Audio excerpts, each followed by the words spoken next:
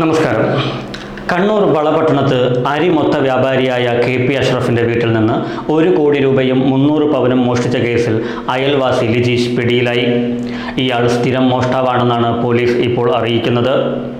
അഷ്റഫിന്റെ വീടും പരിസരങ്ങളും സംബന്ധിച്ച് വ്യക്തമായി അറിയുന്ന ആളാണ് മോഷണം നടത്തിയതെന്ന് അന്വേഷണത്തിന്റെ ആദ്യഘട്ടത്തിൽ തന്നെ കരുതിയിരുന്നു. തുടർന്ന് പരിസരവാസികളെ ചോദ്യം ചെയ്തു. ലിജീഷിനെ ചോദ്യം ചെയ്തതോടെ ചില സംശയങ്ങൾ പോലീസിന് ഉറപ്പാകുകയായിരുന്നു.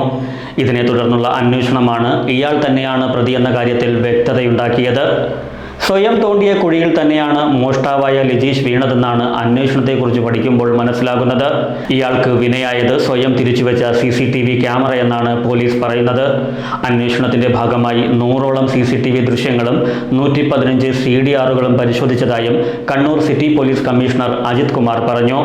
അഷ്റഫിന്റെ വീടും പരിസരങ്ങളും സംബന്ധിച്ച് വ്യക്തമായി അറിയുന്ന ആളാണ് മോഷണം നടത്തിയതെന്ന നിഗമനത്തിൽ പോലീസ് ആദ്യഘട്ടത്തിൽ തന്നെ എത്തിയിരുന്നു. തുടർന്ന് പരിസരവാസികളെ ചോദ്യം ചെയ്തു. ലിജീഷിനെ ചോദ്യം ചെയ്തതോടെ ചില സംശയങ്ങൾ പോലീസിനുണ്ടാകുകയായിരുന്നു. ഇതിനെ തുടർന്നുള്ള അന്വേഷണമാണ് ഇയാൾ തന്നെയാണ് പ്രതിയെന്ന കാര്യത്തിൽ വ്യക്തതയുണ്ടാക്കിയത്. 20-ാം തീയതിയാണ് മോഷണം നടത്തിയത്. 40 മിനിറ്റ് കൊണ്ടാണ് മോഷണം പൂർത്തിയാക്കിയത്. CCTV ക്യാമറയെ അതിജീവിക്കാൻ ഇയാൾ പരമാവധി ശ്രമിച്ചു. ദൃശ്യത്തിൽ പെടാതിരിക്കാൻ ഒരു CCTV ക്യാമറ തിരിച്ചുവെച്ചപ്പോൾ അത് വീട്ടിലെ ഒരു മുറിയുടെ ദൃശ്യങ്ങൾ വ്യക്തമാകുന്ന തരത്തിലായിരുന്നു വെച്ചത്. ഇങ്ങനെ പതിഞ്ഞ ദൃശ്യങ്ങളാണ് പ്രതിയെ പിടികൂടുന്നതിൽ പോലീസിന് നിർണായകമായതെന്ന് പോലീസ് വ്യക്തമാക്കുന്നു. CCTV പരിശോധനയിൽ കഷണ്ടിയുള്ള ആളാണ് മോഷണം നടത്തിയതെന്ന് വ്യക്തമായിരുന്നു. എന്നാൽ ഇയാളുടെ മുഖം തിരിച്ചറിയാൻ സാധിച്ചിരുന്നില്ല. ഡമ്മി ആളെ ഉപയോഗിച്ച് ഡെമോ നടത്തി നോക്കി.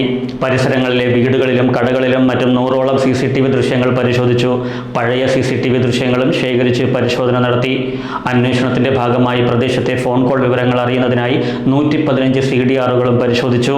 അഷ്റഫിന്റെ വീട്ടിൽ സൂക്ഷിച്ചിരുന്ന പണത്തെയും സ്വർണത്തെയും കുറിച്ച് ലിജീഷിന് കൃത്യമായ ധാരണയുണ്ടായിരുന്നു.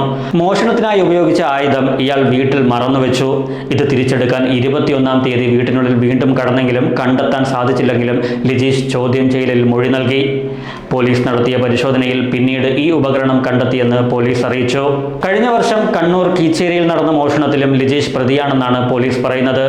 അന്ന് പ്രതിയെ പിടികൂടാൻ സാധിച്ചിരുന്നില്ല. എന്നാൽ ഇത്തവണ മോഷണം നടത്തിയപ്പോൾ പതിഞ്ഞ വിരലടയാളം 1 വർഷം മുമ്പ് നടന്ന കേസിന്റെയും ചുരുളഴിയുന്നതിലേക്കാണ് കാര്യങ്ങൾ പോകുന്നത്. കീച്ചേരിയിൽ നിന്ന് 4.5 ലക്ഷം രൂപയും 11.5 പവൻ സ്വർണവുമാണ് ലിജീഷ് കവർന്നത്.